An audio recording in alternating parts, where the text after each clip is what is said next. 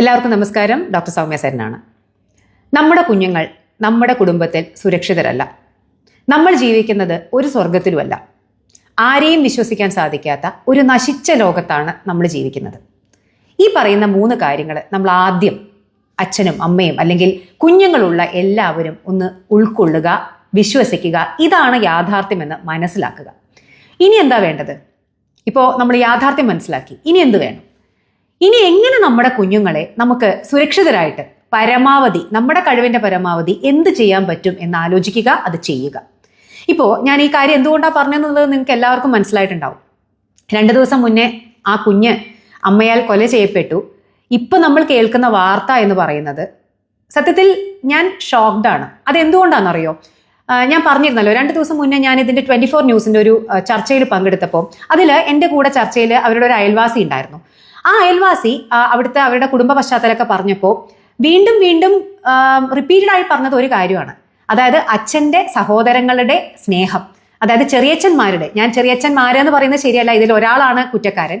അപ്പോൾ പക്ഷേ അയാളടക്കമുള്ള ആളുകളുടെ സ്നേഹവാത്സല്യം, ആ കുഞ്ഞിനെ പൊന്നുപോലെയാണ് നോക്കുന്നത്. അവർ താഴത്തും തലയിലും വെക്കാതെയാണ് നോക്കുന്നത്. അങ്ങനെ ആ സ്ത്രീ, പാവം ആ സ്ത്രീ അയൽവാസിയാണ്, അവരെ കാണുന്നതാണ്. അപ്പോൾ ഒന്ന് ആലോചിച്ച് നോക്കൂ, അവര് വരെ അത്രയും വാത്സല്യത്തോടു കൂടിയാണ് ഈ പറയുന്ന ചെറിയച്ഛൻ എന്ന് പറയുന്ന ആൾ ആ കുഞ്ഞിനെ നോക്കിയിരുന്നത് എന്നാണ് പിന്നെയും. അതുകൊണ്ട് തന്നെ അവരുടെ സങ്കടം കണ്ടു നിൽക്കാൻ സാധിക്കുന്നില്ല എന്നുള്ളതാണ് ആ സ്ത്രീ പറയുന്നുണ്ടായിരുന്നത്. നിങ്ങൾ എല്ലാവരും കണ്ടതാണ് ആ കുഞ്ഞിന്റെ ശവസംസ്കാര ചടങ്ങില് ഈ പറയുന്നത്. എനിക്കിത് ആരാന്ന് മനസ്സിലായിട്ടില്ല, കാര്യം 1-ലധികം ചെറിയച്ഛന്മാരുണ്ട്, അപ്പൊ അതിൽ ആരാണാവോ. പക്ഷേ അവരുടെയൊക്കെ കരച്ചിലും അല്ലെങ്കിൽ അങ്ങനെയുള്ള വളരെ വികാരാധീനമായിട്ടുള്ള പല ഷോട്ടുകളും നമ്മൾ നമ്മുടെ ടിവിയുടെ മുമ്പിലിരുന്ന് കണ്ടതാണ്. നമ്മൾ അവരോട് പരിതപിച്ചതാണ്, അവരോട് സഹതപിച്ചവരാണ്. ഇപ്പോ അത് ഒന്ന് ഇരുട്ടി വെളുത്തപ്പോഴേക്കും കേൾക്കുന്ന വാർത്ത കേൾക്കൂ. ആ കുഞ്ഞ് കഴിഞ്ഞ 1.5 വർഷമായിട്ട്, അതായത് ഒരു 2-2.5 വയസ്സ് മുതൽ ആ കുഞ്ഞ് ഈ പറയുന്ന നരാധമനാൽ സെക്ഷുവലി അബ്യൂസ്ഡ് ആയിക്കൊണ്ടിരിക്കുകയായിരുന്നു, ലൈംഗികമായി അതിക്രമം നേരിട്ടുകൊണ്ടിരിക്കുകയായിരുന്നു എന്നാണ് പറയുന്നത്. എനിക്ക് വല്ലാത്തൊരു അത്ഭുതമാണ് തോന്നുന്നത്. എന്താ പറയുക, ഷോക്കെന്നൊന്നും ആ വാക്കൊന്നും പോരാ. അപ്പോൾ എത്ര പേരെ വിദഗ്ധമായിട്ട് അയാൾ പറ്റിച്ചിട്ടുണ്ടായിരുന്നു. അയാളുടെ അയാളുടെ വീട്ടുകാരെ അല്ലെങ്കിൽ നാട്ടുകാരെ എല്ലാവരും അതിനെ കണ്ടത് വാത്സല്യമായിട്ടാണ്, സ്നേഹാധിക്യമായിട്ടാണ്. ആ കുഞ്ഞും അതായിരിക്കില്ലേ വിശ്വസിച്ചിട്ടുണ്ടാവുക, അല്ലേ? പലപ്പോഴും പലതും വാങ്ങി കൊടുക്കുന്നുണ്ടായിരിക്കും, അതിന് ഐസ്ക്രീമോ ചോക്ലേറ്റോ വാട്ടെവർ, അങ്ങനെയാണല്ലോ ഇവര് കുട്ടികളെ അവരുടെ വശത്താക്കുന്നത്. അപ്പോൾ ഈ കാട്ടിക്കൂട്ടുന്ന കാര്യങ്ങളെല്ലാം ലൈംഗിക അതിക്രമമാണെന്ന് മനസ്സിലാക്കാൻ ആ കുഞ്ഞിന് സാധിച്ചിട്ടുണ്ടെന്ന് എനിക്ക് തോന്നുന്നില്ല. അത് മനസ്സിലാക്കിയിട്ടുണ്ടാവുക ഇതെല്ലാം. ഇപ്പൊ നമ്മളൊരു കുഞ്ഞിനെ ഉമ്മ വെക്കില്ലേ, അപ്പോൾ വാത്സല്യം കൊണ്ട് ഉമ്മ വയ്ക്കും, അല്ലെങ്കിൽ വേറെ വൃത്തി കെട്ട കാമം കൊണ്ടും നമുക്കത് ചെയ്യാം. പക്ഷേ ഇതിന്റെ പിന്നിലുള്ള വികാരം എന്താണെന്ന് ആ കുഞ്ഞിന് മനസ്സിലാവണമെന്നില്ല. അപ്പോൾ ഇയാൾ കാട്ടിക്കൂട്ടിയ കാര്യങ്ങളൊക്കെ ആ കുട്ടി സ്നേഹം പ്രകടിപ്പിക്കുകയാണെന്ന് തെറ്റിദ്ധരിച്ചിട്ട് ഇയാളുടെ സ്നേഹത്തിൽ ആ കുട്ടി വിശ്വസിച്ചിട്ടുണ്ടാവുമല്ലോ. പിന്നെ ഞാൻ ആലോചിച്ച് നോക്കിയത്, ഇപ്പോൾ ആ കുഞ്ഞ് ഇപ്പോൾ മരിച്ച് ഒരു പോസ്റ്റ്മോർട്ടം ഒക്കെ ചെയ്തപ്പോഴാണ് ഇത് പുറത്തു വന്നത്. ഇങ്ങനൊരു സാഹചര്യം അല്ലായിരുന്നു എന്ന് വെക്കുക, ആ കുഞ്ഞ് മുന്നോട്ട് ജീവിക്കുകയായിരുന്നു എന്ന് വെക്കുക. എത്ര കാലം, അല്ലേ? ആ കുട്ടി ഒരു പ്രായത്തിൽ ഇത് മനസ്സിലാക്കും, ആ കുഞ്ഞിന് മനസ്സിലാവും. അതിനുശേഷമുള്ള ആ കുട്ടിയുടെ ജീവിതം എന്തായിരിക്കും? ആ കുട്ടി ചിലപ്പോൾ പ്രതികരിക്കുമായിരിക്കും. അപ്പൊ ആ കുട്ടിയെ ഇയാൾ എന്തൊക്കെ പറഞ്ഞ് ഭീഷണിപ്പെടുത്താം, അല്ലെങ്കിൽ ആ കുട്ടിയെ അപായപ്പെടുത്താം. ആ കുട്ടി മുന്നോട്ടുള്ള എന്തൊരു നരകതുല്യമായിട്ടുള്ള ജീവിതമായിരിക്കും ജീവിക്കുന്നുണ്ടാവുക. ഈ സെക്ഷുവലി അബ്യൂസ്ഡ് ആയിട്ടുള്ള എല്ലാ കുട്ടികളും, അത് ആൺകുട്ടിയാവട്ടെ പെൺകുട്ടിയാവട്ടെ, വളരെയധികം ഇൻസെക്യൂർ ആയിട്ടുള്ള ഒരു ലൈഫാണ് അവർക്ക് മുന്നോട്ട്. അതായത് അവർക്ക് ആരെയും വിശ്വസിക്കാൻ സാധിക്കില്ല, അവർക്ക് എല്ലാത്തിനോടും പേടിയായിരിക്കും, എല്ലാത്തിനോടും വെറുപ്പായിരിക്കും, അവർ ജീവിതം തന്നെ വെറുത്തു പോകും. ഇനി അവരൊരു മാരേജിലേക്കൊക്കെ പോകുന്ന സമയത്ത് അവർക്ക് അവിടെ പോലും ഒരു വിവാഹ ജീവിതം അവർക്ക് സാധ്യമാവില്ല. എത്ര വലിയൊരു ട്രോമയാണ് ഈ മനുഷ്യർ, ഈ പറയുന്ന രാക്ഷസന്മാരെ ഈ കുട്ടികൾക്ക് കൊടുക്കുന്നത് എന്നുള്ളത് നമുക്ക് ഊഹിക്കാൻ പോലും പറ്റാത്തതാണ്. അപ്പോൾ സത്യത്തില് മരിച്ചില്ലായിരുന്നെങ്കിൽ ആ കുട്ടി ഒരു നരകതുല്യമായിട്ടുള്ള ജീവിതം തന്നെയാണ് മുന്നോട്ട് ജീവിക്കുമായിരുന്നത്. എന്താ പറയുക, ചില സമയത്ത് നമുക്ക് തോന്നും മരണം അതിനൊരു രക്ഷയായി എന്നുള്ളത്. ഗതികേടാണ് നമുക്ക് അങ്ങനെ തോന്നുന്നത്, അല്ലേ? ഈ പറയുന്ന ഈ ഒരു കുട്ടിയുടെ സാഹചര്യത്തിൽ ഞാൻ ആലോചിച്ച് നോക്കുകയാണ്, ആ കുട്ടി ജീവിച്ചിരുന്നെങ്കിൽ ആ കുട്ടിയുടെ ജീവിതം എന്താവുമായിരുന്നു എന്നുള്ളത്. നോക്കൂ, കണക്കുകൾ പറയുന്നത് നമ്മുടെ ഇന്ത്യയിൽ ഏകദേശം 60% കുട്ടികൾക്ക് നേരെയുള്ള ലൈംഗിക അതിക്രമങ്ങളിലും അത് ചെയ്യുന്നത് വീട്ടിനുള്ളിലുള്ള അവരുമായിട്ട് ഏറ്റവും അടുത്ത് നിൽക്കുന്ന ബന്ധുക്കളും അല്ലെങ്കിൽ അവർക്ക് അറിയുന്ന ആളുകളുമാണെന്നാണ്. കേരളത്തിൽ പറയുന്ന ചില കണക്കുകൾ 80 മുതൽ 90% കേസുകളിലും അവർക്ക് ഏറ്റവും അറിയുന്ന അവരുടെ ബന്ധുക്കളും അവരുടെ കൂടെ ഉള്ളവരുമാണ്. അതായത് അപരിചിതരല്ല, സ്ട്രേഞ്ചേഴ്സ് അല്ല. ഒട്ടുമിക്ക കേസുകളിലും 90% കേസുകളിലും അവർക്ക് അറിയുന്നവരാണ്. അപ്പോൾ എവിടെയാണ് അവർ അൺസേഫ് ആയിട്ട്, എവിടെയാണ് അവർ സുരക്ഷിതരല്ലാത്ത? സ്വന്തം വീട്ടിൽ, സ്വന്തക്കാർക്കിടയിൽ തന്നെയാണ് നമ്മുടെ കുട്ടികൾ സുരക്ഷിതർ അല്ലാതിരിക്കുന്നത്.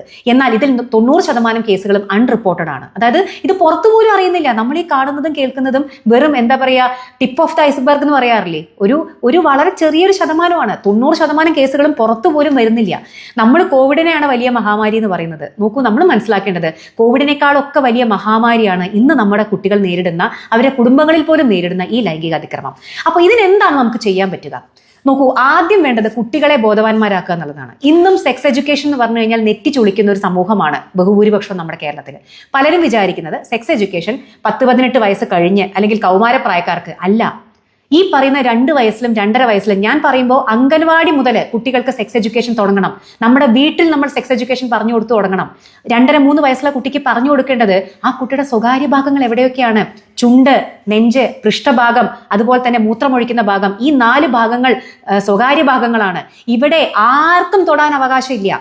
ഇപ്പോൾ കുളിപ്പിക്കുന്ന സമയത്ത് അമ്മയ്ക്ക് തൊടാം, ഈവൻ അച്ഛന് പോലും നമ്മൾ പറഞ്ഞു കൊടുക്കേണ്ട അവസ്ഥയാണ്. ചില സന്ദർഭങ്ങളിൽ പിതാക്കന്മാര് കുട്ടികളെ സെക്ഷലി അബ്യൂസ് ചെയ്യുന്ന കേസുകൾ നമ്മൾ കാണുന്നുണ്ട്. അപ്പോൾ കുളിപ്പിക്കുന്ന സമയത്ത് അമ്മയ്ക്കല്ലാതെ വേറെ ആർക്കും സ്ട്രേഞ്ചേഴ്സിന് ഒരിക്കലും പറഞ്ഞു കൊടുക്കരുത്. അപരിചിതരല്ല. കാരണം പലപ്പോഴും കിരാതന്മാർ നമ്മുടെ വീടിനുള്ളിലാണ്.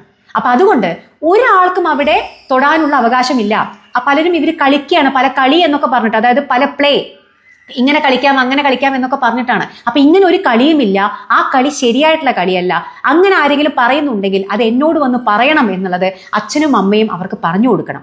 അല്ലെങ്കിൽ സ്കൂളിലെ അംഗൻവാടിയിലാണെങ്കിലും നഴ്സറിയിലാണെങ്കിലും ഇതെല്ലാം പറ ഇതിന് കൂടെ തന്നെ ഇന്ന് നമ്മുടെ കുട്ടികൾ പഠിക്കേണ്ട കാര്യമാണ്. നമ്മുടെ കുട്ടികൾക്ക് എഡ്യൂക്കേഷൻ മാത്രം പോരാ, അവർ ജീവനോടുകൂടി ഇരിക്കണ്ടേ, മെന്റലി ഫിസിക്കലി അവർ ഹെൽത്തി ആയിട്ട് ഇരിക്കണ്ടേ. അപ്പോൾ പറയും പഠിപ്പിക്കുന്നതിന്റെ കൂടെ തന്നെ, ABCD പഠിപ്പിക്കുന്നതിന്റെ കൂടെ തന്നെ നമ്മുടെ കുഞ്ഞുങ്ങളെ 2.5-3 വയസ്സിൽ പഠിപ്പിക്കേണ്ട കാര്യം തന്നെയാണ് സെക്സ് എഡ്യൂക്കേഷൻ. അപ്പോൾ അവരുടെ സ്വകാര്യ ഭാഗങ്ങൾ എന്തൊക്കെയാണ് എന്നുള്ളത് കൃത്യമായിട്ട് പറഞ്ഞു കൊടുക്കുക. അവിടെ ആർക്കും തൊടാൻ അവകാശമില്ല എന്ന് പറഞ്ഞു കൊടുക്കുക. അവിടെ അവരുടെ ആ ഭാഗം ആരെങ്കിലും തൊടുന്നുണ്ടെങ്കിലോ അല്ലെങ്കിൽ വേറെ ആരുടെയെങ്കിലും ആ ഭാഗങ്ങൾ അവരോട് തൊടാൻ പറയുന്നുണ്ടെങ്കിലോ, ഇത് കളിയാണ് എന്ന് പറഞ്ഞ് അവരെ വിശ്വസിപ്പിക്കുന്നുണ്ടെങ്കിലോ, അത് തെറ്റാണ്. അതൊരിക്കലും ചെയ്യരുത്. അവിടെ നിന്ന് നിലവിളിച്ചുകൊണ്ട് ഓടിപ്പോരണം. ഉടൻ തന്നെ അത് അവർക്ക് ഏറ്റവും വിശ്വാസമുള്ള, അത് അമ്മയാവാം, ടീച്ചറാവാം, അച്ഛനാവാം, ആരും ആയിക്കോട്ടെ, അവരോട് വന്ന് ഏറ്റവും വേഗം പറയണം എന്നുള്ളത് നമ്മുടെ കുഞ്ഞുങ്ങളെ പറഞ്ഞു മനസ്സിലാക്കണം. പരിചയമില്ലാത്ത ആളുകളിൽ നിന്ന് ഒന്നും വാങ്ങി തിന്നരുത്. അത് ബിസ്ക്കറ്റോ ഐസ്ക്രീമോ എന്തോ മുട്ടായിയോ ഒന്നും വാങ്ങി കഴിക്കരുത് എന്ന് കൂടി പറഞ്ഞു കൊടുക്കണം. പിന്നെ നിങ്ങളുടെ കുഞ്ഞുങ്ങൾ ഇത് പറഞ്ഞു കഴിഞ്ഞാൽ ദയവ് അവരെ ഒരിക്കലും ബ്ലെയിം ചെയ്യരുത്. നമ്മുടെ കുട്ടികൾ പലപ്പോഴും നമ്മുടെ അടുത്ത് ഇതൊന്നും പറയാതിരിക്കുന്നത് പേടിച്ചിട്ടാണ്. നമ്മൾ അവരെ ചീത്ത പറയുമെന്ന് പേടിച്ചിട്ടാണ്. അപ്പോൾ ഒരിക്കലും അവരെ കുറ്റപ്പെടുത്തരുത്, അവരെ സമാധാനിപ്പിക്കണം. ദയവ് ചെയ്തിട്ട് മെഡിക്കൽ ആൻഡ് ലീഗൽ ഹെൽപ്പ് നിങ്ങൾ സീക്ക് ചെയ്യണം. ഒരിക്കലും ഇത് പൊത്തി വെച്ചിരിക്കരുത്, ഇത് നാണക്കേടാണെന്ന് വിചാരിച്ചിരിക്കരുത്. നിങ്ങൾക്ക് നിങ്ങളുടെ കുട്ടിയെ ഒരു കൗൺസിലിങ്ങിന് കൊണ്ടുപോകണമെന്നുണ്ടെങ്കിൽ, ഒരു ഡോക്ടറെ കാണിക്കുന്നുണ്ടെങ്കിൽ നിങ്ങളത് ചെയ്യണം. ഇതിനെപ്പറ്റി പ്രോപ്പറായിട്ട് റിപ്പോർട്ട് ചെയ്യണം, പോലീസിൽ റിപ്പോർട്ട് ചെയ്യണം ദയവ് ചെയ്തിട്ട്. ഇപ്പോൾ ഈ കുഞ്ഞിന്റെ ഈ കാര്യം തന്നെ ആ വീട്ടിൽ ആർക്കും അറിയില്ല എന്നൊന്നും ഞാൻ വിശ്വസിക്കുന്നില്ല. ചിലപ്പോൾ അമ്മയ്ക്കോ അല്ലെങ്കിൽ ആർക്കെങ്കിലും ഒക്കെ അറിയുമായിരുന്നിരിക്കാം, നമുക്കറിയില്ല. ഒരു പോലീസ് ഹെൽപ്പ് സീക്ക് ചെയ്തിരുന്നെങ്കിൽ ചിലപ്പോൾ ആ കുഞ്ഞിന്ന് ജീവനോടുകൂടി ഇരിക്കുമായിരുന്നു.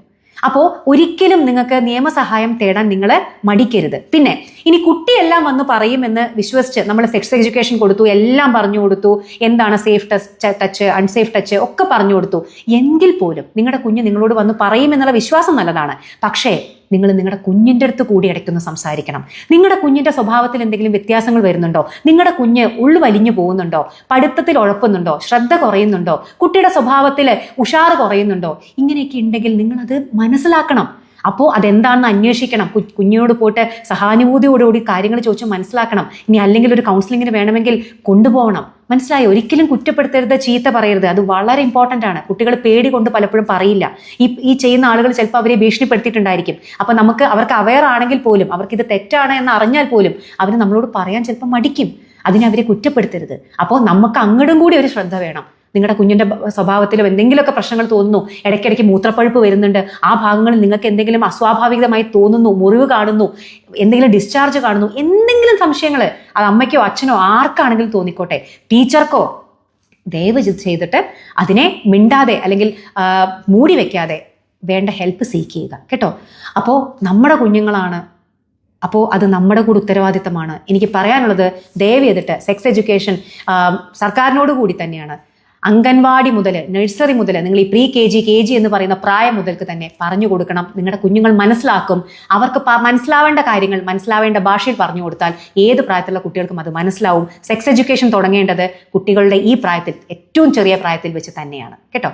അപ്പോൾ ദയവ് ചെയ്തിട്ട് ഇതെല്ലാ അച്ഛനമ്മമാരിലേക്കും എല്ലാവരിലേക്കും ഒന്ന് എത്തിക്കൂ.